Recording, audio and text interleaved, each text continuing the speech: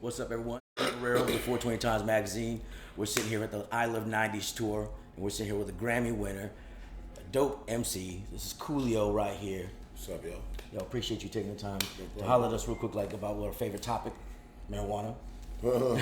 So tell me real quick. Let me just jump into it because I know we don't have a lot of time. But how does marijuana help you in your career, or your past, or what you do? What do you? How does it? How do you? How does it help you? Well, I think in the beginning, it was it just kept me calm. It kept me calm, kept me mellow and peaceful. At a time when I was anything but that. I actually was very high strung and prone to violence, and I just smoked a joint, and everything was all right. I didn't feel all stressed and feel like everybody was out to get me, and that sort of thing. And then I think it opened up my. That was a joke, by the way.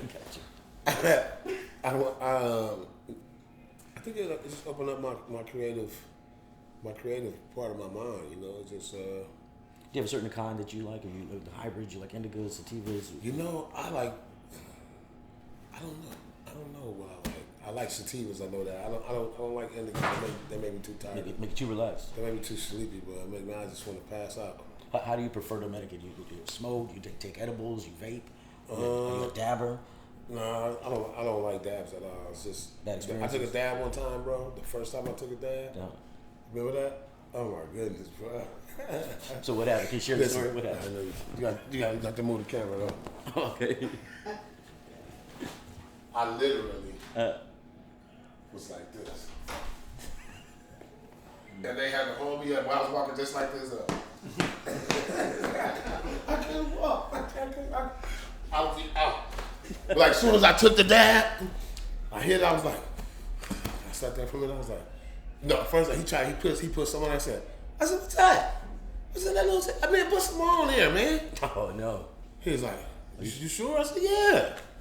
But I didn't know. That was your fault then. He put it on there, I hit it, I was like,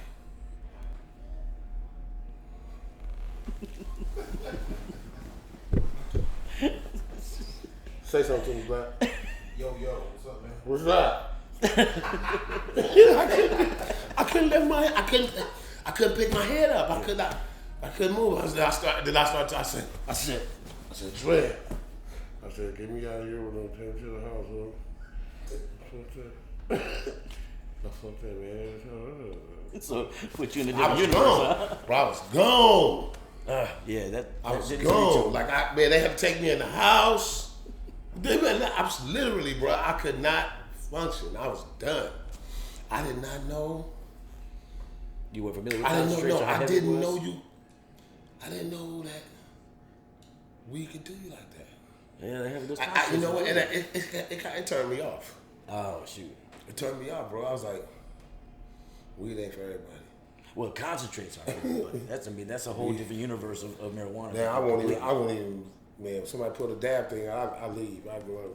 I gotta go. Man. I do that dab shit like crack. I'm like, I do a dab thing. I got to go. You still live in California, right?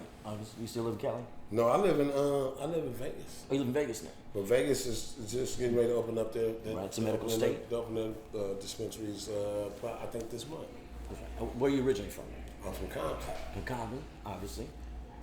Now, you surprised that California hasn't legalized for recreational purposes and it's still stuck medicinal since it got legalized in 1996 for medicinal? Are you surprised it's still sitting there like in the path of waiting to be recreational like Washington D.C. and Colorado and Washington State?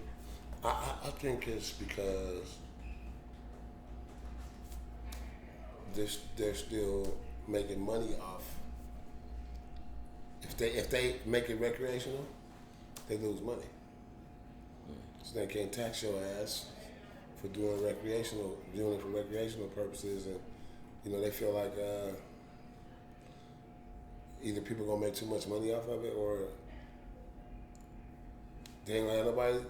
They still, LA is one of them places, bro. Well, the states tax it either way, whether it's recreational or medical. They're still So taxing. I just don't think. I don't think they're really ready They're not ready for that.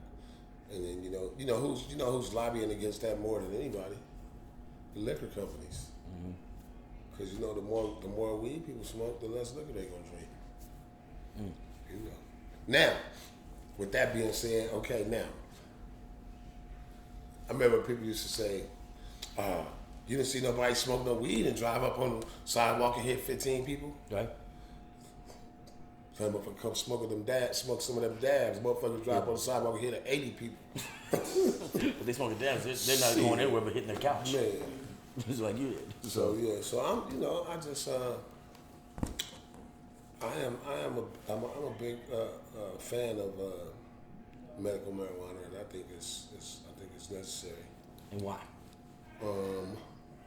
Well, first of all, I know the history of marijuana, and I know about them lobbying against marijuana in the 40s and making it illegal when it wasn't. And I know how many, the uses of the cannabis plant. If they had not outlawed cannabis in the United States, the landfills wouldn't be full of tires. We wouldn't have to buy clothes every 6 months. Okay, back to the tires thing. A tire made out of hemp lasts you 5 to 10 years. Tire made out of rubber. What a tire made out of rubber lasts 3 years. If that. Depending on how you run on it, right? So it's I mean, So it was the rubber companies that lobbied that were the biggest. They spent the most money lobbying against marijuana during the 40s and 50s. They spent a lot of money. DuPont, Firestone, all them cats. What do you have to say about those companies that are lobbying against? What would you? If you had 3 president CEOs that are against